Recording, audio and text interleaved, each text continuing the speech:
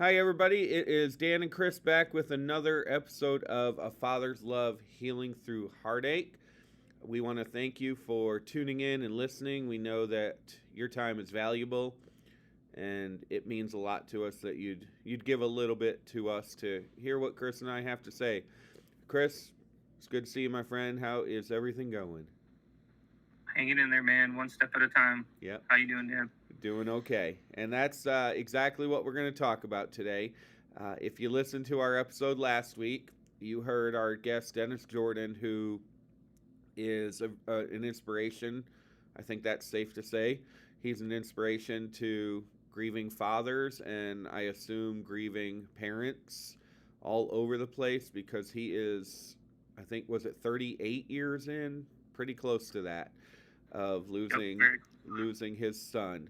And one of the things that he mentioned repeatedly was one step at a time. And so that's what Chris and I are going to talk about today. Just how we're taking one step at a time. And that's really all we can do when we're grieving. So, Chris, I'll let you start with anything that you want to share, what's been going on in your world and the steps that you're taking. Yeah, thanks, Dan. So yeah, it's crazy times still, right? I mean, we're coming up close now in our 2 year mark of losing Mason. Just like I know you are, Dan, with Jameson, very close, and it just gets the emotions swirling really hard, and it's crazy because when you first start off with grief, you have so much support. There's so many people around you. Everyone's there to help you. And as the time goes on, the help just gets a little bit, it just goes down a little bit, it really is to be expected. People have to go back to their lives. And Dan and I get that. I really do. I understand. No one's grieving Mason the way we are. No one's grieving Jameson the way they are. People have to go back to their lives, and I'm sure if I asked for help it would be there, but the support just becomes less and less as the time goes on. And the hard part is you actually need just as much support 1, 2, 3 years down the road as you did the first couple hours or days after the loss. And I think that's kind of what we're struggling with now a little bit. Um, Kind of feeling like you're on that island alone going through the pain and suffering as an anniversary comes up. And how do we get through those days and those moments when the waves are still hitting you so hard and you're struggling to breathe, struggling to keep your head above water?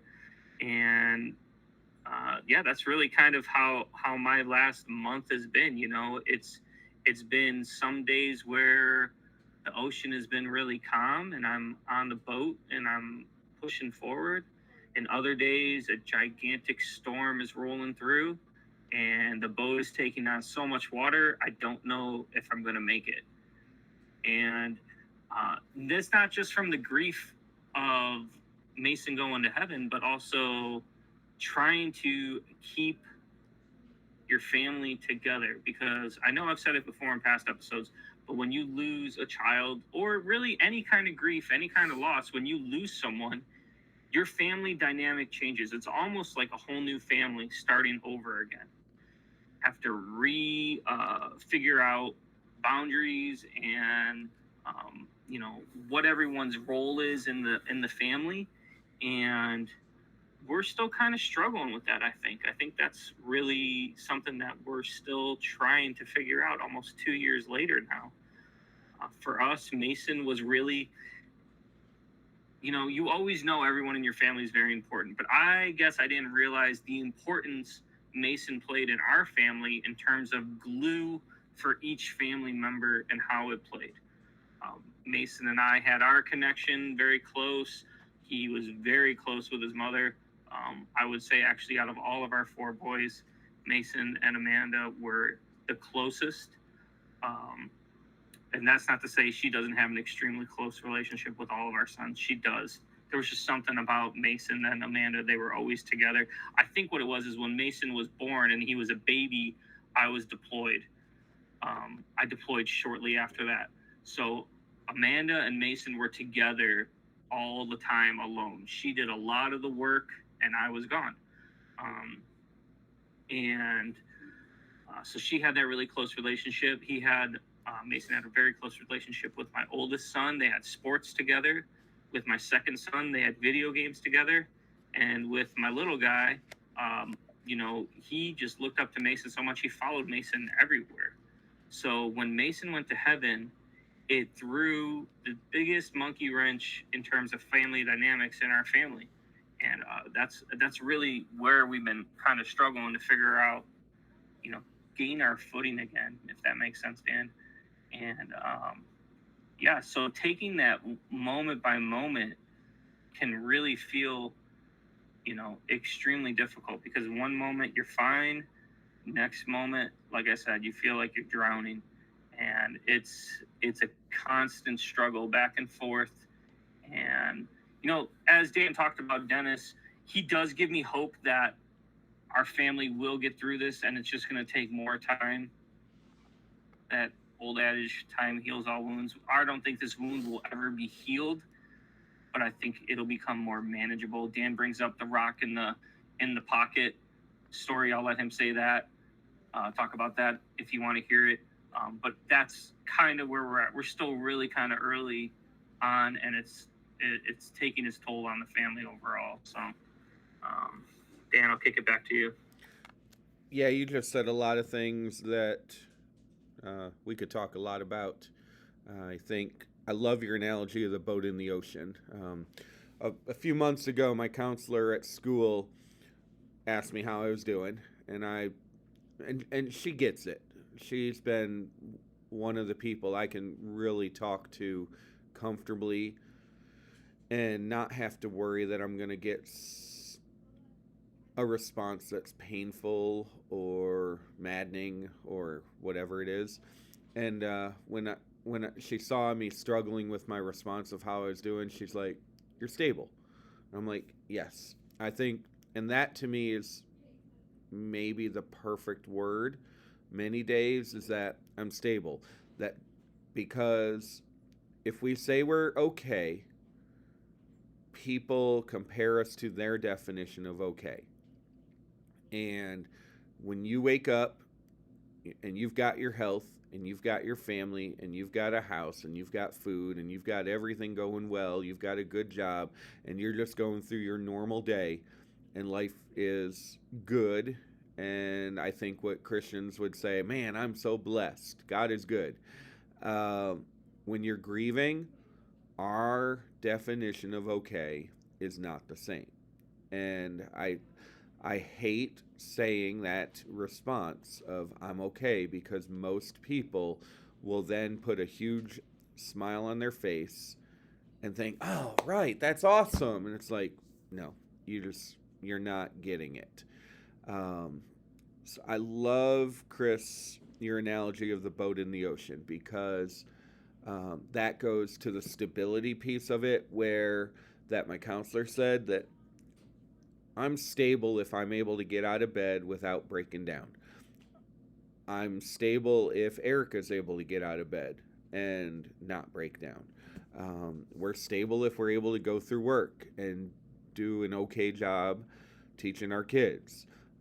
It doesn't mean that we're good.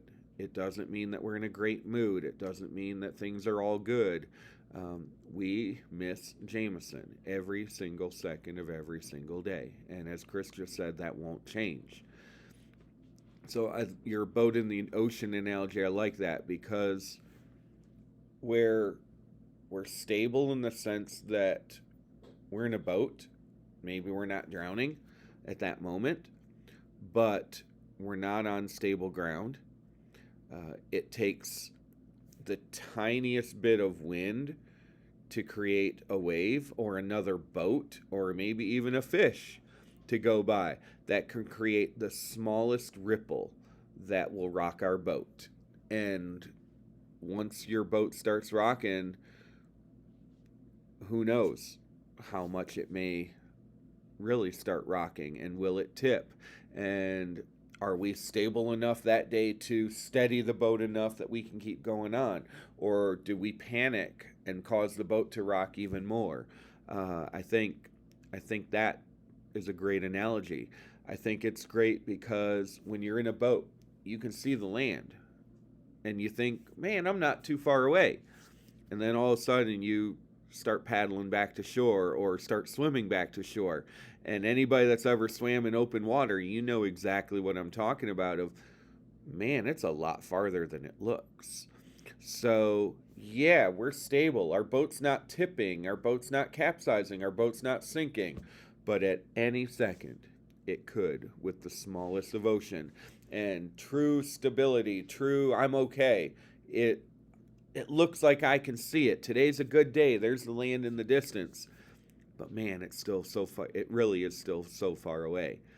And then even to the point where when you paddle back to shore and you think you're there, and you think you're close enough and you can see the ground below you, and you're like, okay, I can step out of the boat now, because I can see the ground underwater. And then you actually take that step out of the boat, and how often is it that it's a lot deeper than we thought it was?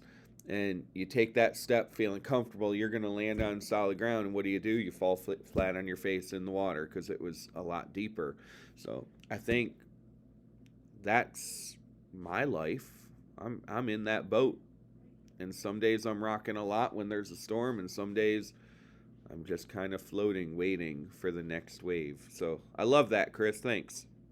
Oh, no problem. Yeah, you want to tell about the rock in the pocket in case no one's ever heard that analogy before? Yeah, and I'd need to pull it up to read it to get the exact all of the pieces of it. But basically, one of the best stories of what grief is like that I've read is pretending you have a rock in your pocket, and every time you move, you feel that rock. And there's, depending on what kind of rock it is, what the shape is, how smooth or rough it is, what position it is in your pocket, all that stuff. Your every movement, you feel that rock in a different way. And there's times that it's positioned in a way that it will stab you and hurt you hard. There's days that, or there's times that it's positioned in a way that it's putting a lot of pressure on you, but it's not like painful. There's days that you can barely feel it, and it's always there. You always feel it, but you feel it differently depending on how it's positioned and how you're positioned. And that's what grief is, that every step that we take every day, that rock is still there. It's just a matter of how much do we feel it. I think part of it, if I remember right, is when you reach in, you can reach in and you grab that rock for comfort, and over time you smooth it down, and it gets better. But again, it's always there. Just again, I'd have to read it to get the entire thing, but I that's think the you got gist. the gist of it overall, and really, I think the gist of it is with time too, that rock keeps getting wore down and wore down, and smoother to the point where you still know it's there, but it just doesn't hurt as bad the longer the distance. And I think that's what Dennis was trying to get to us across last week when he said, the grief he went through, the pain he went through, the sadness, the depression, the suicidal thoughts, all that, and how grateful he is now that he weathered the storm, right? Our boat analogy, he weathered the storm, he let the rock wear down, and the loss of his son Ryan isn't any less, but he's able to control it, and now he has grandchildren, and he's traveling and loving life to the fullest, and that gives me hope. I hope that for those that listened last week, and if you didn't, go back on either the YouTube page or the podcast page, whatever, and listen to that episode with Dennis. Get some hope for yourself, because even as hard as things are for my family right now and for me, I still have that hope. I still have that belief that we're gonna get through this. It really is that moment by moment that we've been talking about. So you really gotta let's be honest here. This is a mental toughness thing, and how hard can you push your mind to get through this? Because your mind is going to always, I don't want to say play tricks on you, but it's going to work against you sometimes when you're dealing with grief. And our ability to recover, be resilient, um, you know, it's not always easy, and you can't always do it by yourself either. So if you need that help, that's what I'm trying to get that point across as well. Go get that help, talk to people, find that support group. Dan's my support group. I kind of just vented to him before the episode, talked to him about everything going on. And you got to find other outlets too. I was really doing a lot of running after Mason passed away and went to heaven. And I do my Miles for Mason run. I posted online, and I got away from that, to be honest. I just went into my own little depression, and I just didn't want to do it. It was just hard. And this was the first week I got back onto running. I ran 4 days this week. And it was hard because, we've talked about this before. I've put on a lot of weight since Mason passed. I haven't been taking care of myself because of all the stress. And this was the first week I really, even with all the crazy hecticness going on, I still took the time to take care of myself, ate healthy, worked out, tried to get as much sleep as I could. If you don't take care of yourself, you can't take care of your family. And that's kind of mentality I'm going in with it. Like, my family needs me the most. I need to make sure I'm at my best right now to help them get through this. Yeah, and I think that highlights again, step by step for everybody listening who's grieving. And again, I think this discussion transfers to other areas outside of grief, whether you're struggling with your job or whatever. It seems like it would fit. Again, what is that one step that I can take right now? And I think Chris and I both shared it when we first lost our sons. That first step for most grieving people is physically getting out of bed, even to go to the bathroom. Can I get myself out of bed to go to the bathroom? And you progress through everything of getting up to go eat, to taking a shower, to cleaning, to eventually returning back to work. All those things, and I'm pretty sure I remember Dennis talking about those. Those are all individual steps. And everybody's steps are different depending on what your life is like. But we've got to take that one next step. And yeah, eventually, hopefully sooner than later, it'll be the exercise, it'll be the returning to work, it'll be the whatever, volunteering in the community, things like that. That just one step. Figure out, don't worry about 10 steps down the road, worry about this one right now that can help us keep going. And I think that's huge. And yeah, Dennis, again, he was inspirational because to see somebody come out on the other side of grief, that when we're so new in it, to see how successful he is now. And there's another local couple that Eric and I met through church who is well down the road, and they're doing really well.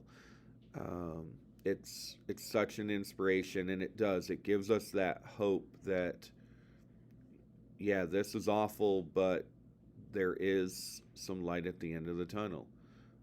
But they'll also tell you flat out, they still have the hard days. There will always be that anniversary of the day their child went to heaven. And then birthdays and whatever else for every special family. There's always going to be those triggers. That boat will always have a storm that will come and rock it. But most of the days are generally a lot better somewhere down the road, and we just have to get there. And I know we're coming up on our third year, less than a month. We're coming up quickly on the third anniversary of Jameson going to heaven. And again, most of my days now, I'm stable. But again, my okay is not the same as everybody else's okay. I think I shared this here with Chris, but one of my students asked me once, how do you have so much energy? And I took that as a compliment, because if you got a fourth grade kid thinking that you're energetic and fun and lively and all that, that's a pretty big deal coming from kids who don't want to be in school. But she asked me that with a big smile because she was enjoying it. And I looked at right at all of my kids and I said, I fake it every day. And I do. I fake my job every day, that I am happy and excited and all. And I love my students and they make me so proud. But work is exhausting, life is exhausting. But those are the steps I have to take.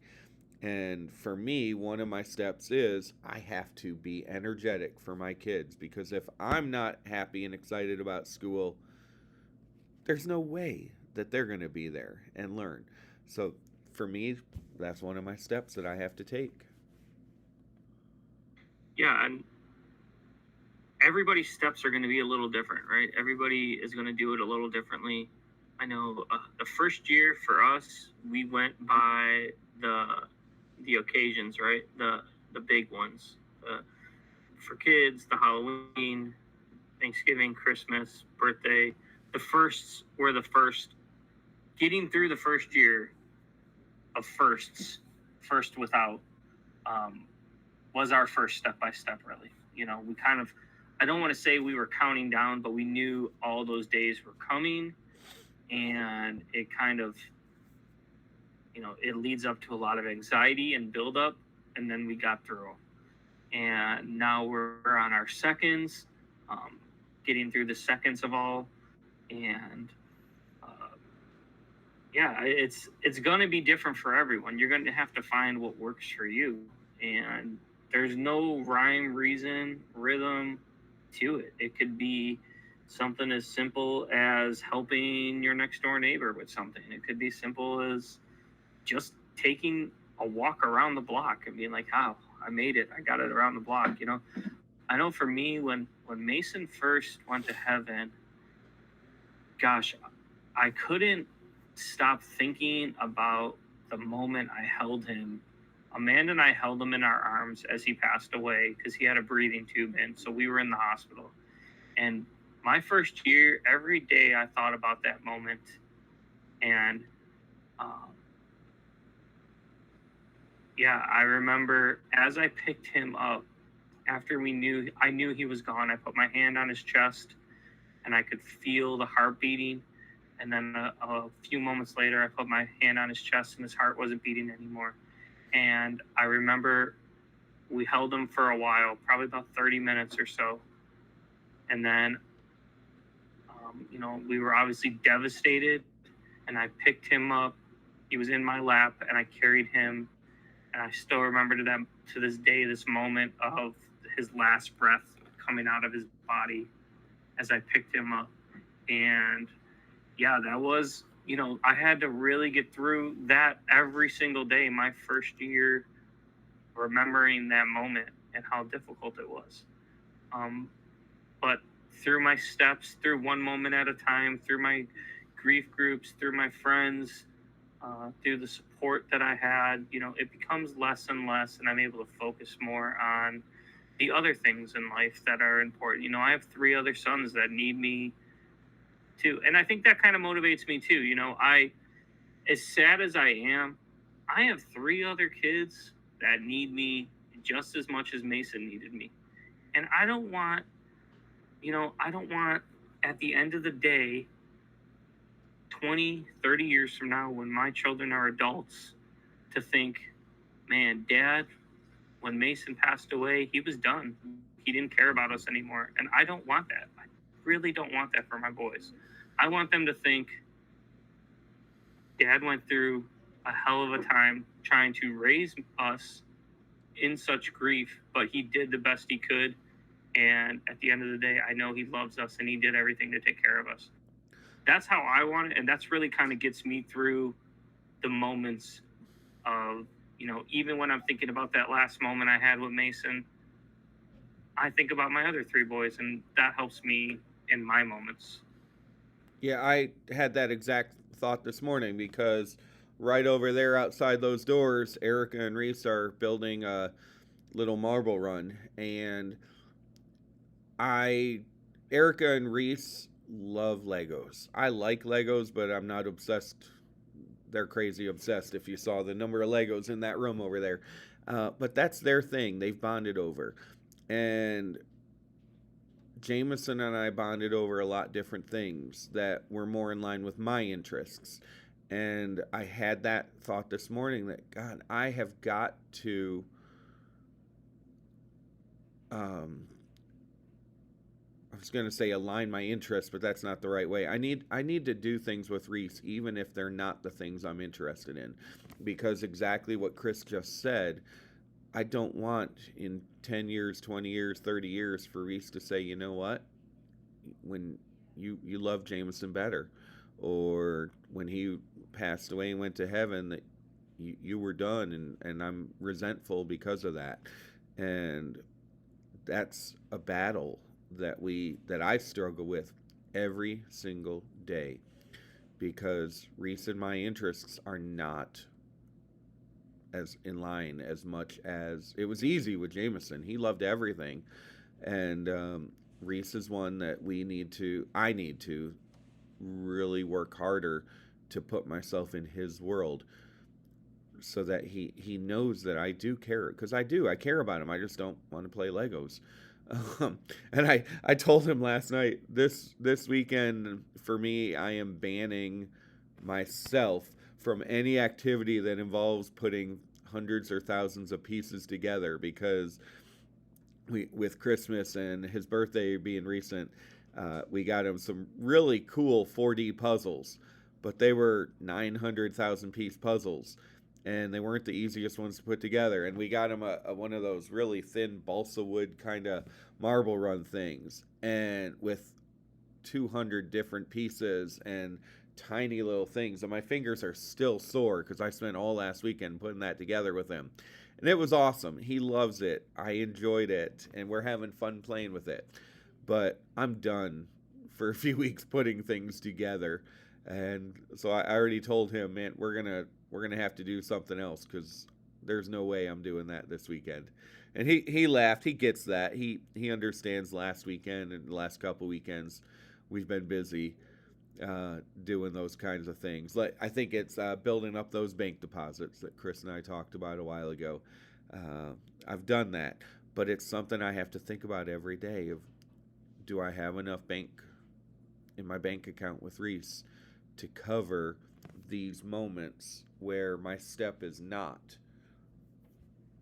to be doing Legos with him or whatever it is. And it's hard. Again, it's one more thing that's hard. Yeah, and I think too, like you bring up a good point in the sense of it made me think we're gonna have those days where you fail, right? I mean, I think going into that mentally knowing you're gonna have some days that don't go as planned. Uh, you're worked up from work, you're worked up from your loss, everything, just kind of building the pressure. The best thing you do is try to mitigate it the best you can so that it doesn't affect everyone else. At least that's what I do. But go into this hard journey knowing that you're going to have some failures, and that's okay. It's okay to have those failure days. I have them pretty often, where at the end of the day, I was like, wow, today sucked. It did not go as I wanted. It really didn't work out. I need to reset for tomorrow. Let's get this going. Let's do it the right way. And every day I go into it, like hoping the day is going to be a good day, try my best. But, I think I would just want to throw that out there. Like, understand that every day is not going to be good. You're going to have bad days. You're going to have days you fail. You're going to have days you fail your other kids, your spouse, your job, life in general. It's going to happen. Go into that knowing that. But can you bounce back the next day and try again? Right. And that's what we're talking about, that next step. Getting to that next day and trying again and again and again and again and again, to the point where eventually you'll get to that point where every day won't be so hard. At least that's my goal, and that's what I'm hoping for. And that's kind of what I got from Dennis, that got to keep pushing. Exactly. And I again, Chris and I see it every day on all the grief groups we're on. Just people who are, I think the overwhelming majority of them are really new in their grief, and they're struggling with every aspect of life. And that's where I think, again, Dennis is so inspirational, that there is that light at the end of the tunnel. And like Chris just said, yes, I fail. I mean, probably daily at something.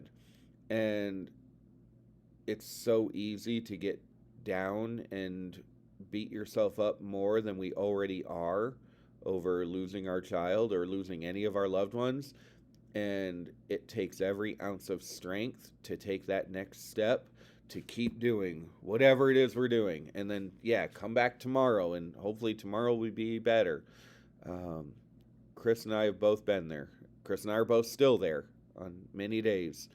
um, it's it's hard, but Dennis, man, Dennis is that hope that, yeah, we can make it through. And I think for me, I want to circle back to what Chris said right at the very beginning of, again, being on that island and having friends or not having friends near you.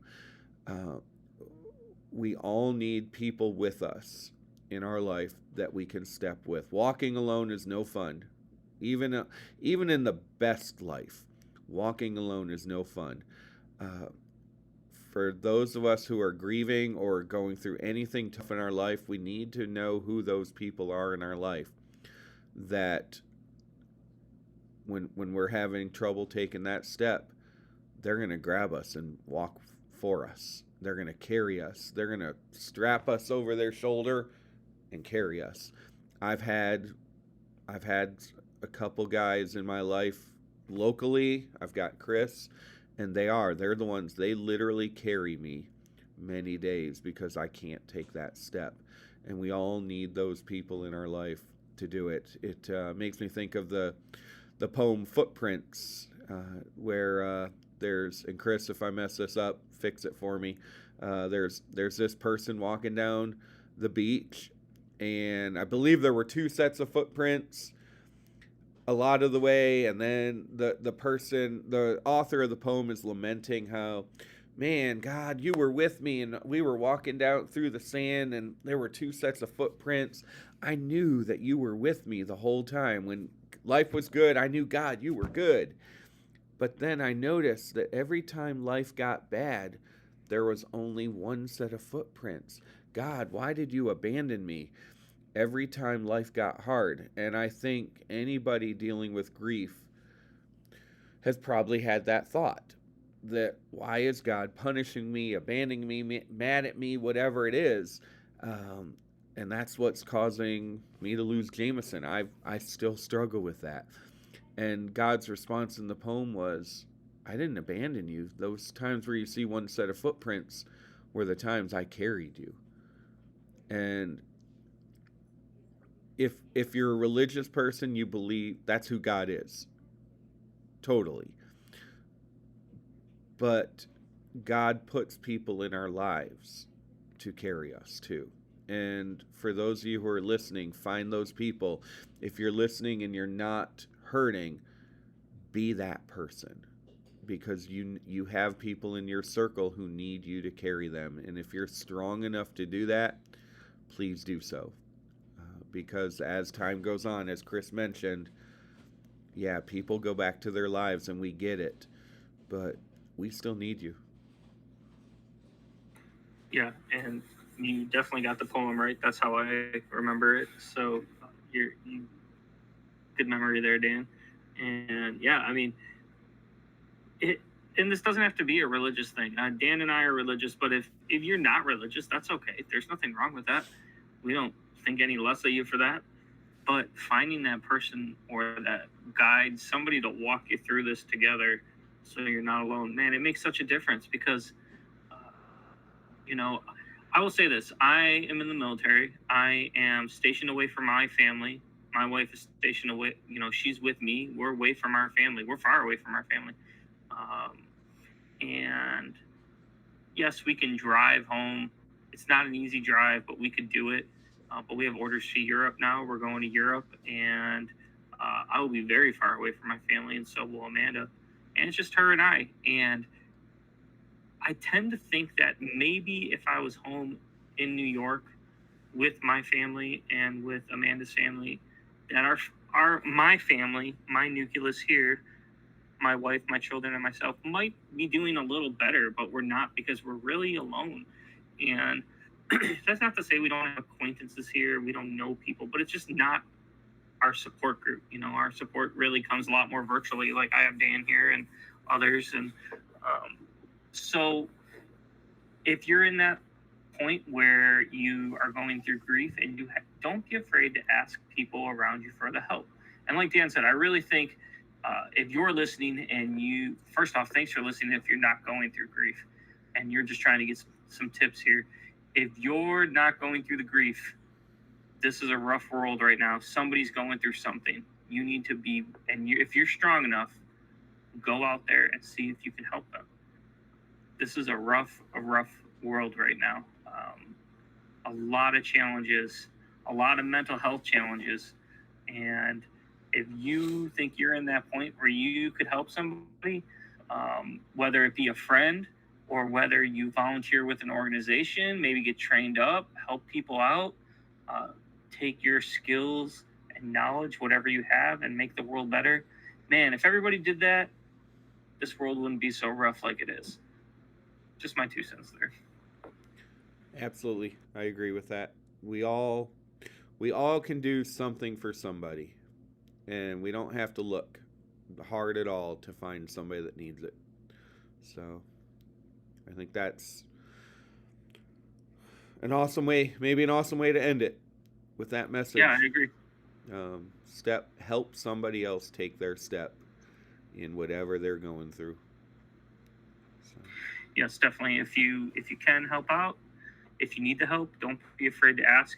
You'd be surprised. Like Dan said, when you go through grief, it's really easy to put on a fake face, and some people might not even know you need that help. Don't be afraid to take that leap of faith that someone's going to help you. And you know what? If someone doesn't help you, there's someone out there that will help you. Reach out to Dan, reach out to myself. We will get you help if you need it. But yeah, there's people that care about you, so go look for some help. Absolutely. So with that, I guess that's it about taking our steps one at a time. As Chris just said, we're here. If you need somebody to walk with you, and you can't identify who that person is, call Chris and me, because it's not easy, but we feel like it's our mission. There's so many people that totally understandably don't want to talk about their loss, and we get that. Chris and I, for us, we see the value in talking to each other, and we see value in doing this show and trying to help somebody else, and we know it's working. I've gotten 2 emails this week from people who are going through things, and they appreciate what we're doing. So that helps us. It helps encourage us to keep going, because we know that if we can help one other person, it's a good thing. So reach out if you need somebody to walk with you. Chris and I will do everything we can. So with that, I guess if you do need to reach out, you can contact us on our Facebook pages at Jameson's Joy and Miles for Mason, both on Facebook. You can email me at info@jamesonsjoy.org. You can email Chris at milesformasonmemorial.com. And we will do what we can to get you connected to the right people. And we thank you all for listening. We thank WMQL Radio in Brevard for airing us every Thursday at 7 o'clock now. We air this show Thursday nights on our YouTube channel at 6, on the Anchor, which is all the major podcast systems, at 6 o'clock on Thursdays, and WMQL Radio in Brevard on Thursday nights at 7. And we hope you'll tune in and learn something. So thanks for listening, everybody, to our latest episode of A Father's Love, Healing Through Heartache. And go be that person that can help somebody take a step.